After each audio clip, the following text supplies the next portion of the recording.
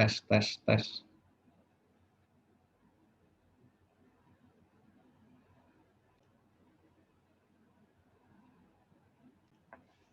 Oke, Assalamualaikum warahmatullahi wabarakatuh. Salam sejahtera bagi kita semua. Selamat pagi, teman-teman. Hari ini kita akan membahas chapter 2, yaitu pendekatan ilmiah dan alternatif untuk investigasi. Ya, jadi kita kemarin sudah membahas chapter 1 tentang apa itu penelitian, dan ini kita akan berlanjut ke chapter 2. Nah, ini akan saya share screen.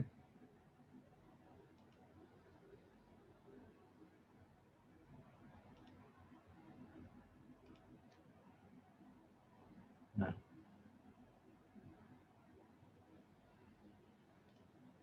oke, ini kita di bab 2 membahas tentang scientist investigation. Ya, jadi di sini kita akan membahas tentang beberapa topik, di mana topik-topik di sini seperti ciri-ciri penelitian ilmiah, lalu ada bagaimana membangun sebuah metode hipotesis deduktif, lalu juga ada proses 7 langkah metode hipotesis deduktif, lalu penalaran induktif, deduktif, dan juga beberapa keterbatasan untuk melakukan penelitian ilmiah dan dalam bidang manajemen.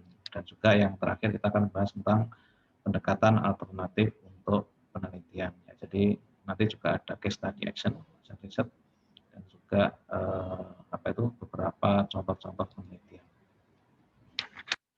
Nah, jadi kalau kita membahas tentang definisi sebuah riset, gitu ya.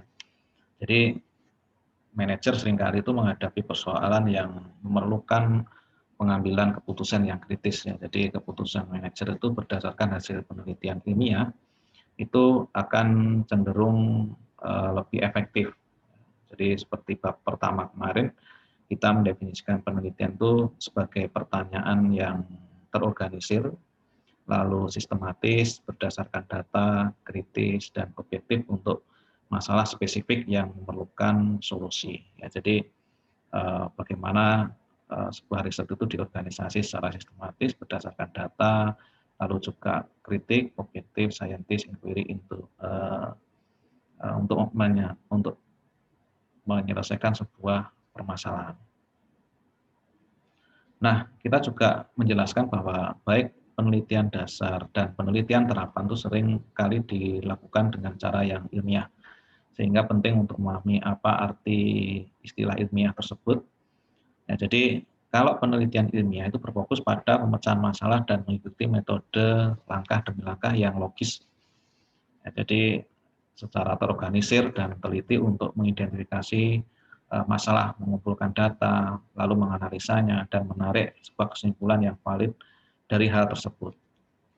Nah, jadi dengan demikian tuh penelitian ilmiah itu tidak didasarkan pada firasat. Jadi misalkan dia melakukan, oh saya firasatnya ini akan bagus, ekonomi akan bagus, nggak bisa. Ya, jadi harus didasarkan pada fakta dan juga data. Lalu juga tidak bisa didasarkan pada pengalaman, lalu intuisi. Ya, jadi meskipun hal tersebut mungkin memainkan peran di dalam pengambilan keputusan akhir. Tetapi di dalam penelitian ilmiah dilakukan dengan tujuan yang jelas dan teliti. Ya, karena dilakukan dengan teliti, penelitian ilmiah itu memungkinkan mereka yang tertarik untuk meneliti dan mengetahui tentang persoalan yang sama atau serupa guna mendapatkan temuan yang dapat dibandingkan ketika data itu dianalisis kembali.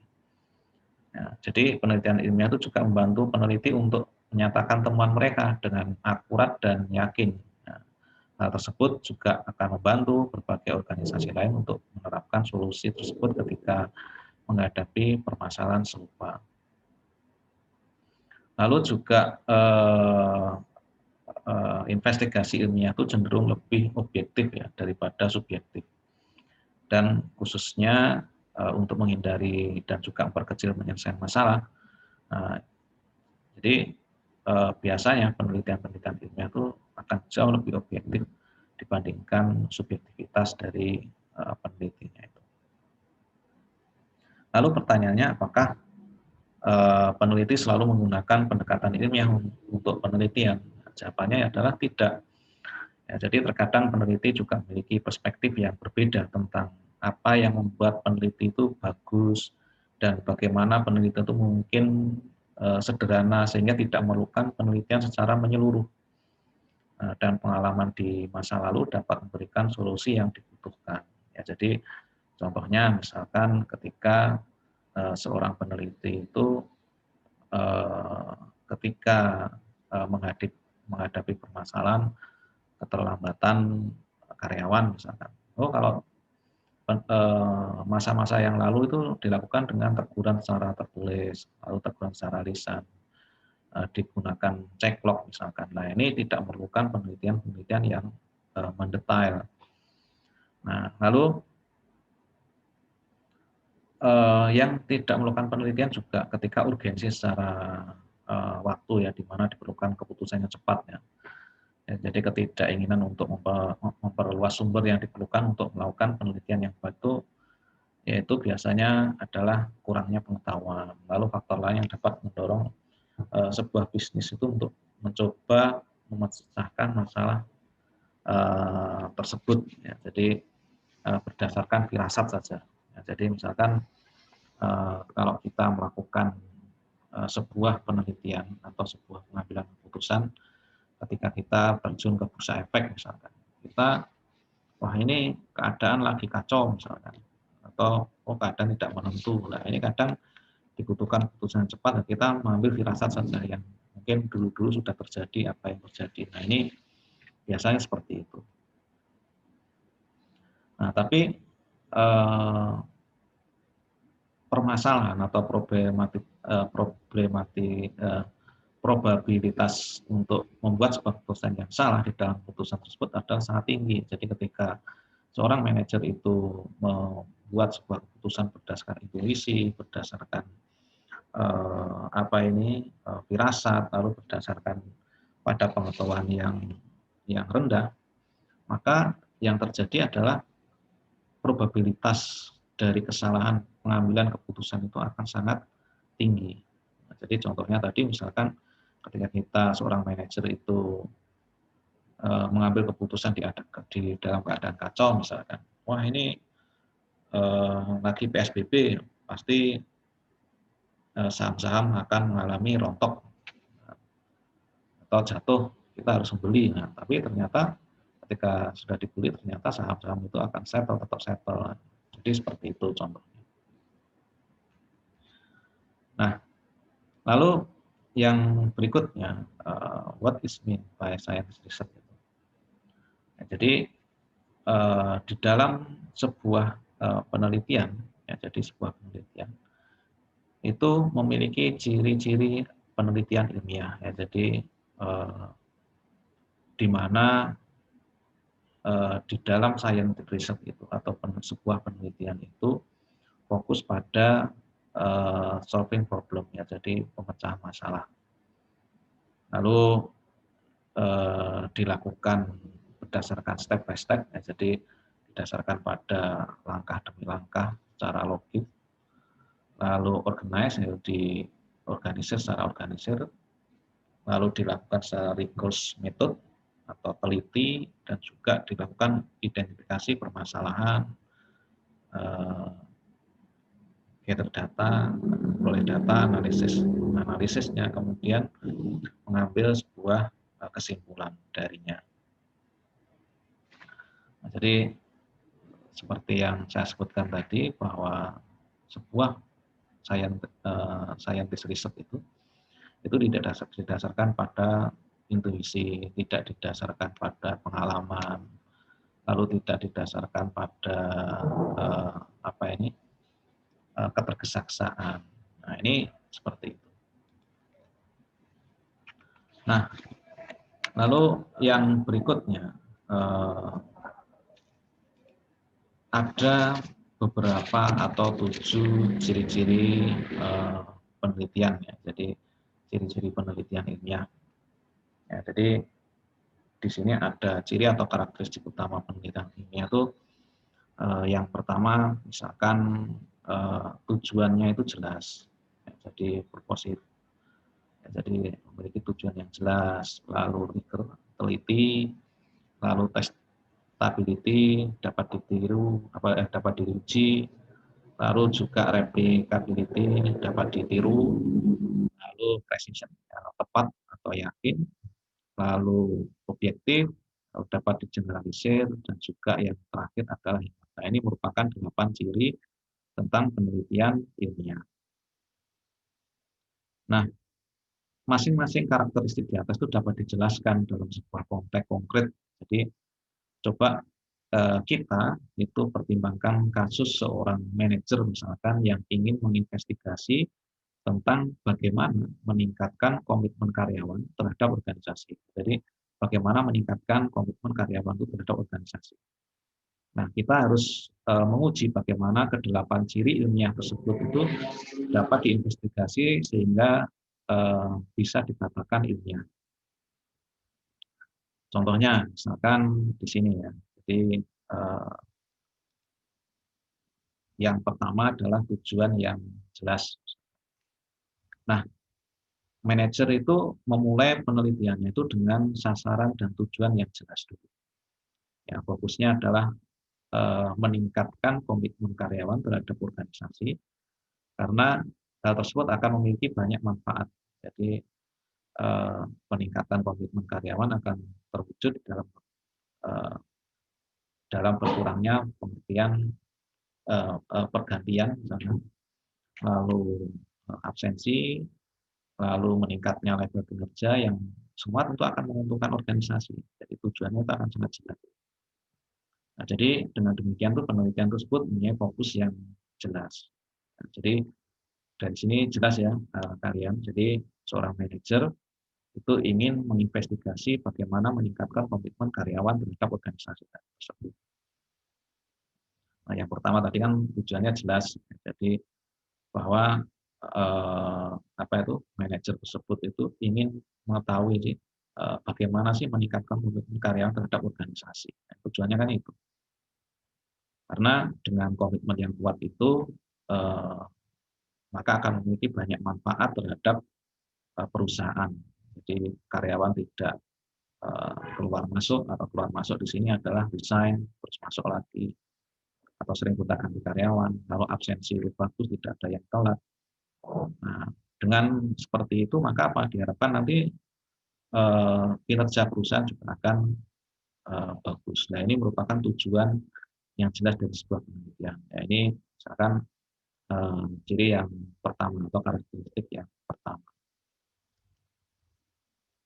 Nah, lalu yang kedua yaitu rigor atau teliti.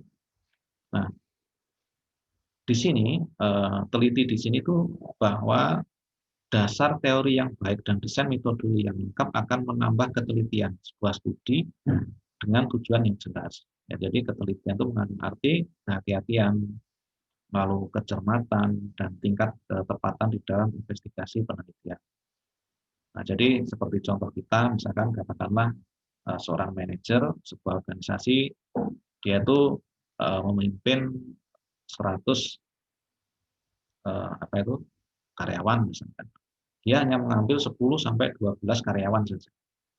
Nah, untuk mengungkap apa yang akan meningkatkan tingkat komitmen mereka. Misalnya mereka ingin ditanya, apa sih yang ingin atau bisa meningkatkan komitmen mereka pada organisasi ini. Nah, dia hanya tanya pada 10 sampai 12 orang saja. Nah, di sini jika hanya berdasarkan respon tersebut, ya, jadi hanya berdasarkan pada 10 sampai 12 orang tersebut itu, lalu manajer menarik sebuah kesimpulan mengenai bagaimana komitmen karyawan dapat ditingkatkan. Nah, seluruh investigasinya itu bisa dikatakan tidak ilmiah. Nah, karena hal tersebut akan mengurangi ketelitian sebuah penelitian. Jadi karena alasannya sebagai berikut misalnya. Kesimpulan diambil dengan cara yang salah karena hanya didasarkan pada respon dari sedikit karyawan yang pendapatnya mungkin tidak mewakili seluruh karyawan. Jadi karena dia hanya mengambil dari 10 sampai 12 karyawan. Jadi lalu yang berikutnya cara penyusunan dan juga pengajuan pertanyaannya juga mungkin menimbulkan bias atau ketidaktepatan di dalam sebuah respon. Lalu yang ketiga, mungkin ada banyak pengaruh penting lain pada komitmen organisasi bahwa sampel yang kecil karena dia hanya mengambil misalkan 10 sampai 12 karyawan tadi itu kan termasuk sampel yang kecil, itu tidak dapat mewakili keseluruhan dari responden atau tidak dapat menyatakan selama wawancara. Jadi mungkin dia tidak karena takut mungkin sehingga dia tidak menyatakan yang sebenarnya di saat wawancara. Sehingga penelitian itu tidak berhasil untuk mengambil apa sih yang menyebabkan mereka tetap apa ini komitmen kepada organisasi. Nah, oleh karena itu kesimpulan yang diambil dari investigasi yang kekurangan dasar teori yang baik seperti tadi itu mungkin metodologi yang apa ini kurang tepat. Jadi karena nanti apa metodenya seperti apa? Misalkan dia hanya dari 100 orang kok hanya diambil 10 sampai 12 orang dan dia sudah mengambil sebuah kesimpulan. Ya tentu ini secara sampel juga akan salah. Nah ini makanya kita nanti di bab-bab berikutnya akan ada ketentuan seberapa besar sih sampel yang dibutuhkan untuk sebuah penelitian yang dikatakan itu bisa mewakili seluruh populasi. Nah, lalu yang berikutnya itu karakteristik atau ciri penelitian itu dapat diuji. Nah, ciri dapat diuji di sini adalah kualitas yang berhubungan dengan hipotesis studi. Ya, jadi nanti kita di bab yang berikutnya nanti bab kelima mungkin kita nanti akan mendefinisikan sebuah hipotesis ya sebagai pernyataan sementara yang dapat diuji yang memprediksikan apa yang ingin Anda temui dalam sebuah studi empiris atau data empiris. Nah, karena apa? Hipotesis ilmiah itu harus dapat diuji. Nah, tidak semua hipotesis itu dapat diuji. Misalkan hipotesis yang tidak dapat diuji itu seringkali adalah pernyataan yang tidak jelas atau pernyataan yang menyampaikan sesuatu yang tidak dapat diuji dengan eksperimen. Nah, jadi contoh terkenal misalkan hipotesis yang tidak dapat diuji itu contohnya hipotesis bahwa Tuhan itu menciptakan bumi misalkan kan nggak bisa diuji. Nah, bagaimana dalam menguji?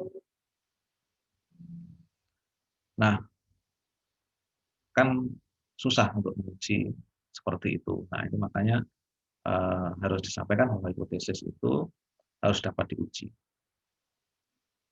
Nah, jika setelah wawancara sekelompok karyawan yang dipilih secara acak dari organisasi tadi dan mempelajari penelitian sebelumnya yang dilakukan di dalam bidang komitmen organisasi, manajer atau peneliti membuat sebuah hipotesis tertentu mengenai bagaimana meningkatkan komitmen karyawan yang untuk dapat untuk meningkatkan komitmen karyawan tadi. Maka hal tersebut misalkan peneliti dapat membuat sebuah hipotesis bahwa karyawan yang mendapatkan kesempatan lebih besar, karyawan yang memperoleh kesempatan yang lebih besar untuk terlibat di dalam pengambilan keputusan akan memiliki level komitmen yang tinggi. Hal tersebut adalah hipotesis yang dapat diuji ketika misalkan data dikumpulkan, analisis korelasi akan menunjukkan apakah hipotesis tersebut diterima atau ditolak. Nah, misalkan nanti kita menggunakan uji Chi-square dan juga uji T, nanti akan kita bahas di bab 14 sampai 15. Nah, jadi pada penelitian ilmiah itu dianggap sebagai cara untuk menguji hipotesis yang disusun secara logis dan melihat apakah data pendukung perkiraan yang matang dan hipotesis yang dibuat di dalam studi itu secara mendalam di dalam menghadapi situasi masalah. Dengan demikian dapat diuji menjadi ciri lain sebuah penelitian ilmiah. Lalu yang berikutnya yaitu dapat diulang. Jadi misalkan mari kita beranggapan bahwa berdasarkan hasil studi seorang manajer itu menyimpulkan bahwa partisipasi di dalam pengambilan keputusan merupakan salah satu faktor terpenting yang mempengaruhi komitmen karyawan terhadap organisasi. Nah, kita akan lebih meyakini temuan dan kesimpulan tersebut jika temuan yang sama muncul berdasarkan data yang dikumpulkan oleh organisasi lain yang menggunakan metode yang sama. Nah, jadi kita bisa mengetahui misalkan, oh apakah benar seorang karyawan itu ketika dia dilibatkan di dalam pengambilan keputusan yang lebih dalam itu akan memiliki tingkat loyalitas kepada atau komitmen karyawan kepada organisasi yang lebih tinggi. Nah, ini ditemukan di apa itu objek yang berbeda. Nah, ini bisa dikatakan dapat diulang. Nah, di sini kita lebih meyakini temuan studi jika temuan tersebut dapat diulang di studi lain. Jadi bahwa pengulangan uji tersebut itu menunjukkan bahwa hipotesis kita itu tidak hanya bersifat kebetulan, tapi merupakan refleksi dari keadaan populasi yang sebenarnya. Nah, itu eh, bisa dikatakan bahwa penelitian kita itu bersifat replicability atau dapat diulang. Nah, lalu yang berikutnya ketepatan dan keyakinan. Ya, jadi yang ciri yang kelima, nah, kita tadi masih ingat ya ada 8 ciri. Nah, ini ada ciri yang kelima yaitu ketepatan dan keyakinan. Di dalam penelitian manajemen kita hampir tidak pernah ya dapat menarik sebuah kesimpulan yang pasti. Ya, berdasarkan hasil analisis data tersebut karena kita tidak dapat mempelajari seluruh poin. Jadi peristiwa atau populasi yang kita amati dan harus berdasarkan temuan kita pada sampel yang kita ambil. Nah, pada semua probabilitas sampel dalam pertanyaannya mungkin tidak mencerminkan karakteristik yang tepat dari fenomena yang kita pelajari. Jadi kesalahan pengukuran dan masalah lainnya juga menimbulkan sebuah unsur bias atau kesalahan di dalam temuan kita. Jadi kita harus mendesain sebuah penelitian itu dengan cara yang dapat memastikan bahwa temuan kita itu mendekati realitas. Misalkan pernyataan sebenarnya dari permasalahan di kehidupan yang sebenarnya, sehingga kita dapat menaruh kepercayaan dan keyakinan pada hasil. Nah, yang dimaksud dari ketepatan atau precision itu apa sih? Ya, itu mengacu pada kedekatan temuan dengan realitas. Ya, berdasarkan sampel, dengan kata lain, ketepatan mencerminkan tingkat keakuratan atau kebenaran hasil berdasarkan sampel, yaitu dengan apa yang benar-benar ada di alam. Ya, jadi misalkan saya memperkirakan bahwa jumlah hari produksi yang hilang sepanjang tahun misalkan karena absensi adalah antara 30 sampai 40 misalkan. Lalu terdapat jumlah aktual itu ternyata 35. Ketepatan estimasi saya itu lebih baik dibandingkan jika saya menyatakan bahwa misalkan jumlah hari produksi yang hilang adalah antara 20 sampai 50. Nah, jadi mungkin Anda mengingat istilah interval keyakinan. Jadi confidence interval dengan statistik yang dalam bagian ini mengandung pada penelitian. Nah, lalu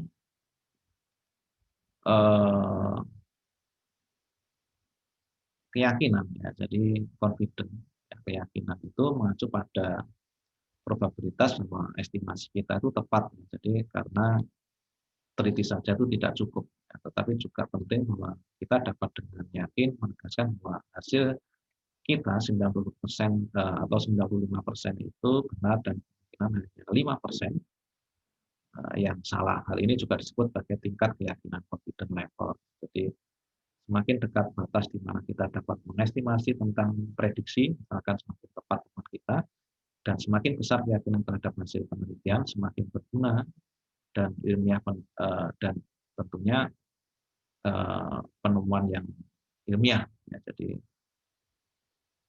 dalam hal ini penelitian ilmu sosial itu tingkat keyakinan kita itu harus 95% kebanyakan ya. Lalu mengimplikasikan bahwa hanya terdapat 5% atau probabilitas yang mungkin tidak tepat atau lazim diterima. Nah, itu artinya ketika kamu membuat sebuah penelitian, ya, jadi di semester berikutnya nanti mungkin kamu membuat standar error itu 5%.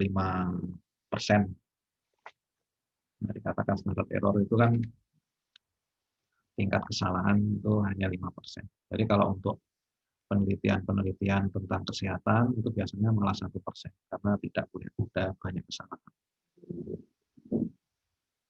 Lalu yang berikutnya yaitu objektivitas.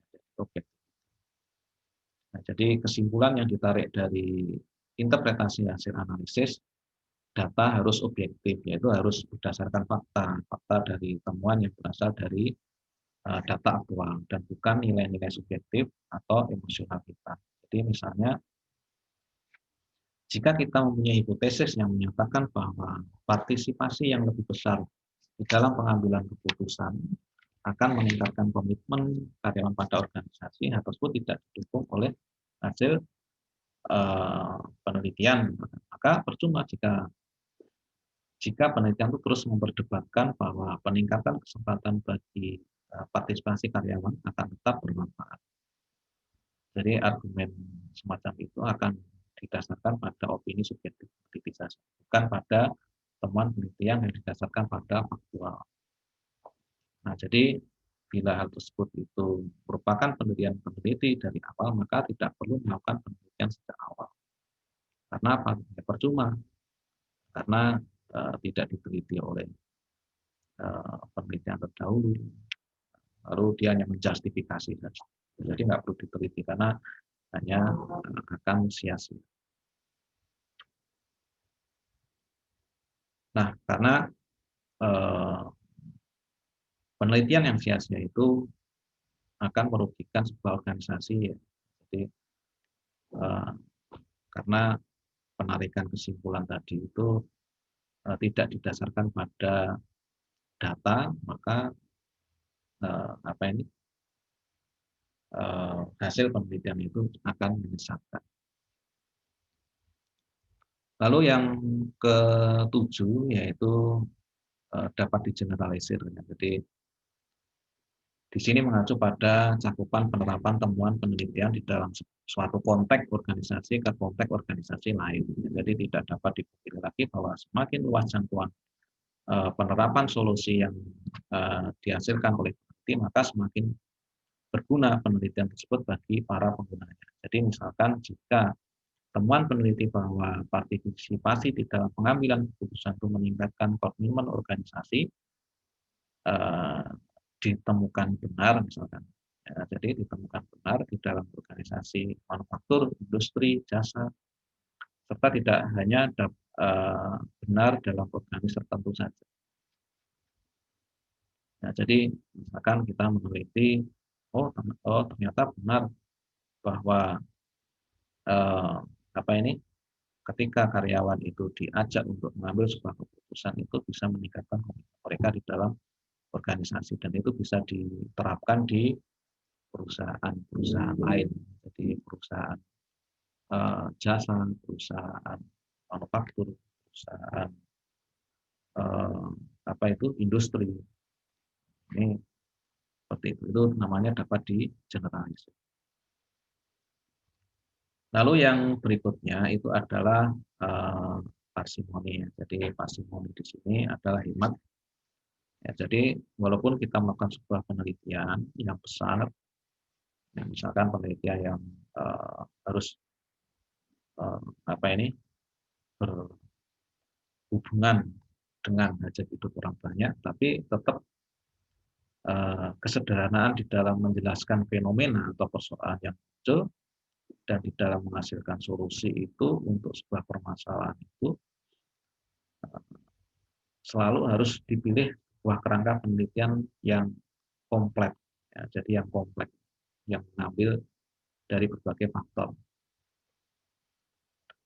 Nah, misalkan apabila kita ingin mengambil sebuah penelitian misalkan, contohnya ada 2 atau 3 variabel tertentu di dalam sebuah situasi kerja teridentifikasi bahwa jika diubah akan meningkatkan 4% komitmen organisasi karyawan.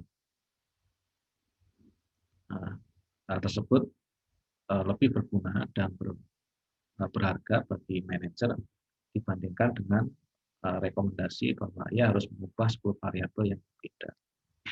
Nah, jadi kita harus melihat konteksnya di dalam melakukan sebuah penelitian. Sebisa mungkin kita harus hemat baik dari biaya maupun variabelnya. Itu ya.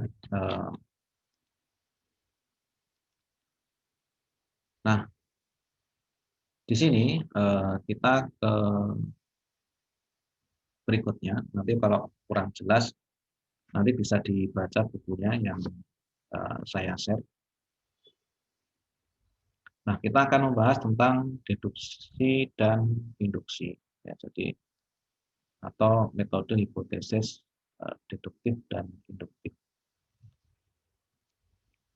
Nah, jadi seperti yang sudah saya sebutkan tadi bahwa penelitian itu mengikuti metode langkah demi langkah ya. Jadi step by step terorganisir dan teliti untuk menemukan solusi masalah. Jadi metode ilmiah itu dikembangkan dalam konteks ilmu pengetahuan alam, di mana hal tersebut adalah dasar dari banyak penelitian penting. Jadi meskipun banyak yang menolak metode ini, dalam menggunakan penelitian sosial itu serta bisnis, metode ilmiah tetap menjadi pendekatan penting untuk menciptakan wawasan di dalam ilmu alam, lalu sosial, bisnis, dan juga metode hipotesis deduktif yang dipopulerkan oleh pemikir Australia.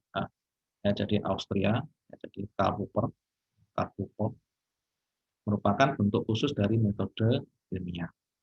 Ya, jadi metode hipotesis deduktif itu memberikan pendekatan sistematif yang berguna untuk menciptakan wawasan di dalam menyelesaikan permasalahan manajerial dasar.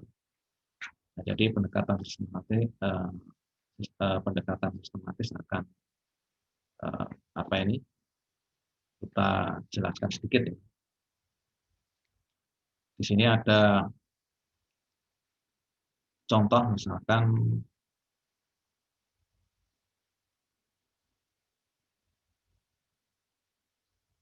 seorang manajer, nanti ini contohnya nanti dulu ya. Jadi kita ada 7 langkah. Ini nanti contohnya nanti kita akan bahas nanti. Nah, di sini kita ngambil dulu aja tentang hipotesis deduktif method. Nah, di sini ada 7 langkah. Ya, jadi kalau yang saya sebutkan tadi bahwa penelitian itu ada langkah-langkahnya step by step. Ya. Nah, penelitian deduktif ini juga memiliki beberapa langkah. Ada 7 ya. Jadi yang pertama mengidentifikasi bidang masalah yang luas. Lalu yang kedua menemukan rumusan masalah. Lalu yang ketiga membuat hipotesis. Lalu yang keempat menemukan ukuran. Lalu yang kelima mengumpulkan data. Lalu yang keenam menganalisis data. Dan yang ketujuh adalah interpretasi data. Nah, jadi contohnya di sini ya. Jadi kita mengidentifikasi permasalahan yang besar.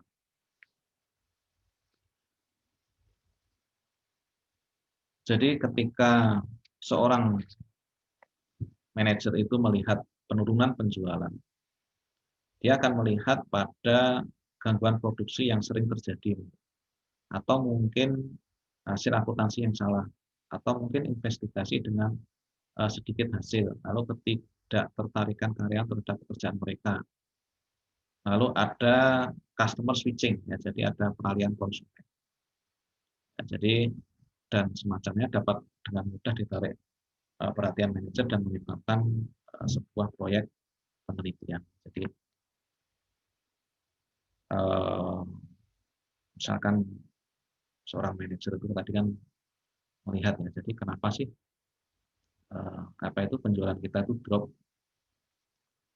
apakah ini karena kesalahan di akuntansi atau yang lainnya, atau kenapa sih konsumen konsumen kita itu beralih. Nah, maka dari sini untuk mengetahui penyebabnya, nah, maka harus dilakukan sebuah penelitian. Jadi harus dilakukan sebuah penelitian. Yang pertama harus dilakukan stepnya itu menemukan rumusan masalah. Jadi step yang kedua adalah menemukan rumusan masalah. Nah, penelitian ilmiah itu dimulai dengan maksud dan tujuan yang jelas. Jadi yang seperti yang saya sebutkan di awal tadi, bahwa penelitian itu harus dimulai dengan tujuan yang jelas untuk menemukan solusi masalah yang teridentifikasi. Ya, jadi rumusan masalah itu yang meliputi tujuan umum, pertanyaan penelitian harus dibuat menggunakan informasi awal terkait faktor-faktor yang mungkin berhubungan dengan masalah yang akan diselesaikan. Jadi tadi itu untuk mempersempit bidang masalah yang luas tadi dan menentukan rumusan masalah. Nah, lalu yang berikutnya adalah pengembangan hipotesis. Ya, jadi hipotesis development. Ya, jadi setelah tadi rumusan masalah dan kenapa sih, apa yang menyebabkan customer switching, kenapa, apa yang menyebabkan penurunan dari penjualan tadi, misalkan seperti itu ya. Kita akan buat sebuah hipotesis. Langkah berikutnya adalah membuat hipotesis. Di dalam tahap ini variabel diteliti untuk mengetahui kontribusi dan pengaruhnya terhadap mengapa terhadap ya, jadi terhadap mengapa masalah tersebut terjadi dan bagaimana hal tersebut bisa diselesaikan. Jadi sistem asosiasi yang teridentifikasi di antara variabel itu kemudian dibuat secara teoritis bersama dengan penyesuaian terhadap mengapa hal tersebut itu dapat mempengaruhi masalah dari segi asosiasi yang dikembangkan di antara variabel, hipotesis tertentu atau dugaan kuat yang dibuat. Misalkan di dalam pembahasan ini kita akan membuat sebuah hipotesis bahwa faktor-faktor tertentu seperti penentuan harga yang tinggi, persaingan, misalkan, lalu ketidaknyamanan dan lalu ada karyawan yang tidak tanggap mempengaruhi customer switching. Nah, ini itu hipotesis yang akan kita lakukan.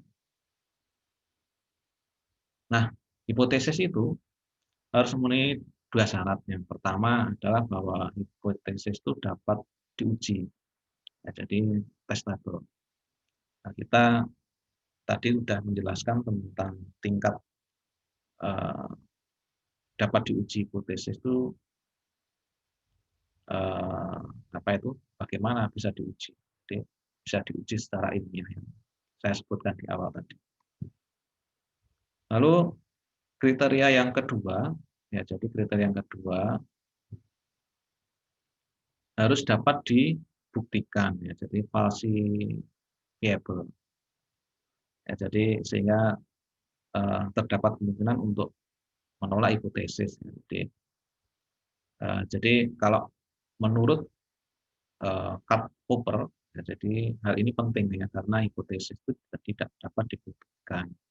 Selalu ada kemungkinan bahwa penelitian di masa yang akan datang itu menunjukkan bahwa hipotesis itu tersebut itu salah.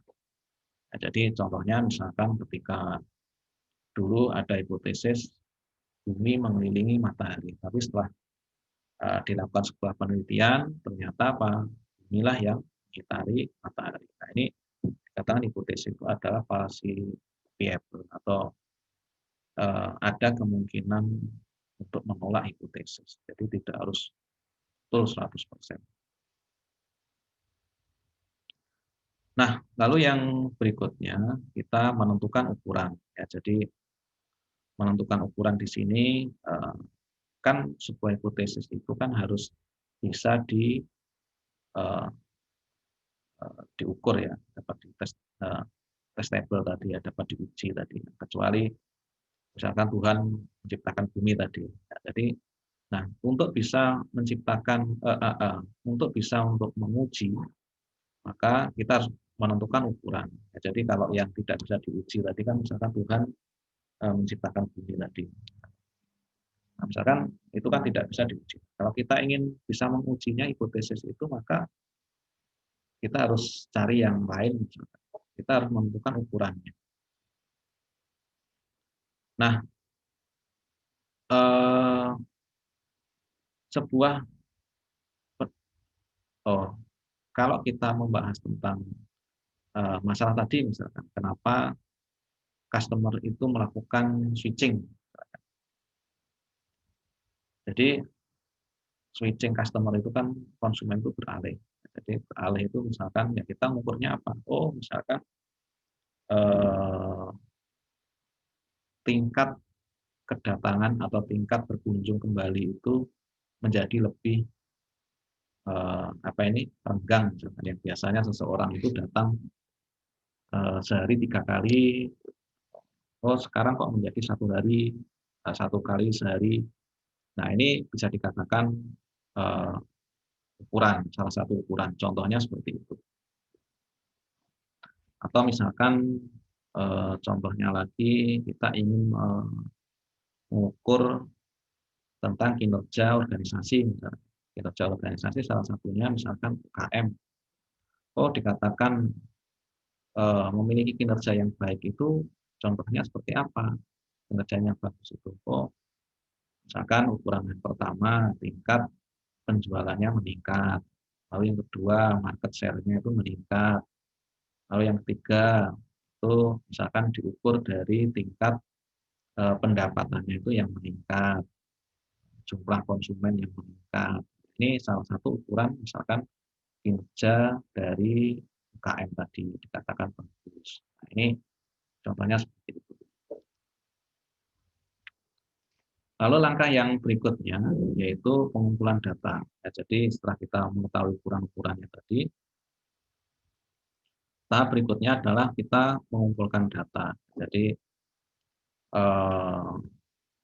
setelah kita menentukan cara mengukur variabel tadi, lalu kita perlu mendapatkan data yang berkaitan dengan setiap variabel yang eh, kita hipotesiskan. Ya, jadi akan membentuk sebuah dasar atau analisis data. Ya, jadi sebagai dasar nantinya kita untuk menganalisis data. Nanti untuk pengumpulan data, bagaimana caranya, ini nanti akan kita bahas di chapter berikutnya.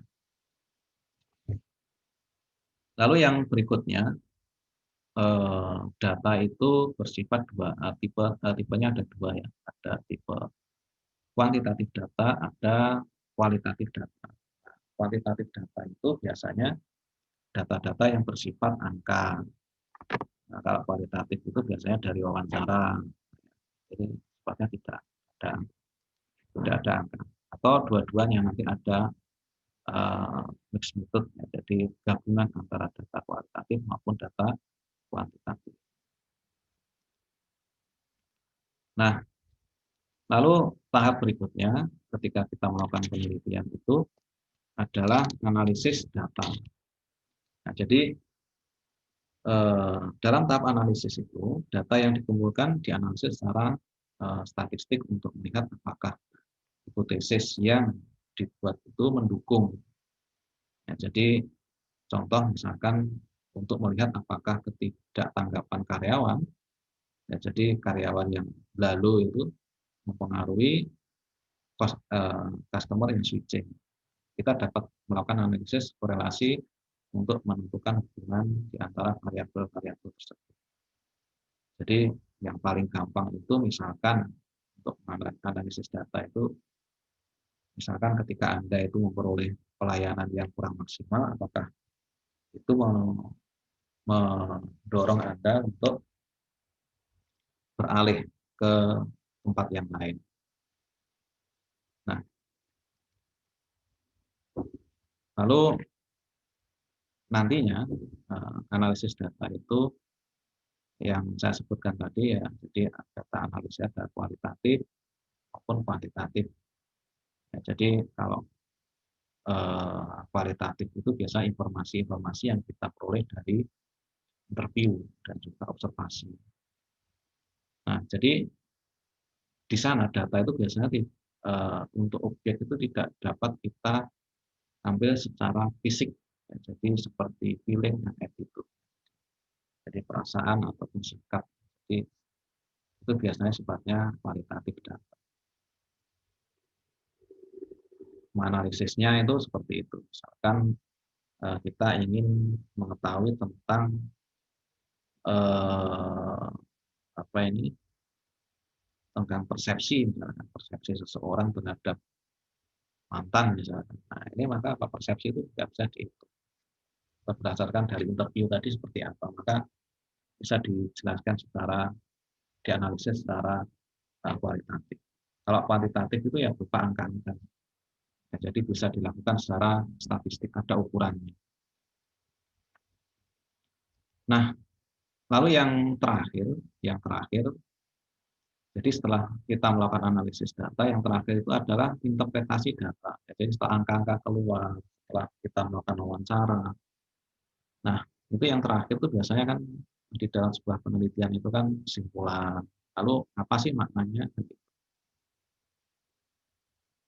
Nah, di dalam analisis data itu kan kita pasti akan mengetahui ya. Jadi akan mengetahui apakah hipotesis tadi itu diterima atau tidak. Nah, kalau diterima interpretasinya apa, kalau tidak interpretasinya apa. Nah, misalkan jika ditemukan dari analisis data tersebut bahwa meningkatnya tanggapan karyawan secara negatif terhadap eh, eh, negatif berhubungan dengan customer switching. Tadi katakanlah misalkan 0,3 hasil. Nah, kemudian kita memutuskan bahwa jika keberadaan pelanggan ingin ditingkatkan, ya, jadi agar pelanggan itu lebih loyal, maka karyawan itu harus diberi pelatihan agar tanggap, jadi lebih tanggap. Nah, kesimpulannya bahwa analisis data ini adalah tingkat ketanggapan karyawan itu menyebabkan 9% customer switching atau 0,3 pangkat 2 tadi. Itu berdasarkan pada deduksi tersebut jika kita dapat membuat rekomendasi terkait dengan masalah customer switching tadi dapat diselesaikan atau dapat diselesaikan tidak pada tingkat tertentu. Nah, maka kita harus melakukan pelatihan karyawan yang lebih fleksibel dan komunikatif. Nah, jadi dari angka-angka itu akan menentukan tentang bagaimana atau langkah apa yang ingin kita lakukan. Nah, ini nanti contohnya bisa dibaca ya.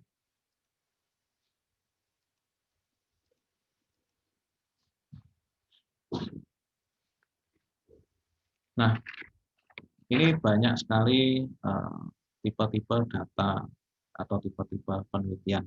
Nanti ada penelitian apa ini case study, penelitian kasus, lalu ada action research, ada penelitian aksi yang biasanya dilakukan untuk penelitian-penelitian ke pendidikan biasanya. Nah, ini seperti itu. Nanti tipe-tipenya ada beberapa tipe penelitian.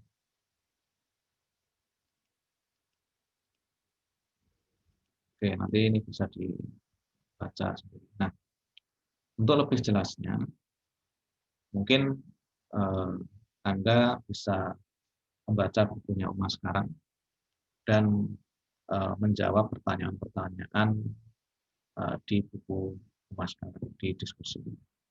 Misalkan sebutkan ciri penelitian yang ilmiah, lalu apa langkah di dalam penelitian deduktif, induktif, dan sebagainya. Nah, nanti bisa dilihat di bukunya Uma sekarang. Mungkin itu dari saya. Terima kasih. Assalamualaikum warahmatullahi wabarakatuh. Selamat belajar. Selamat mengikuti perkuliahan di berikut. Terima kasih. Assalamualaikum warahmatullahi wabarakatuh.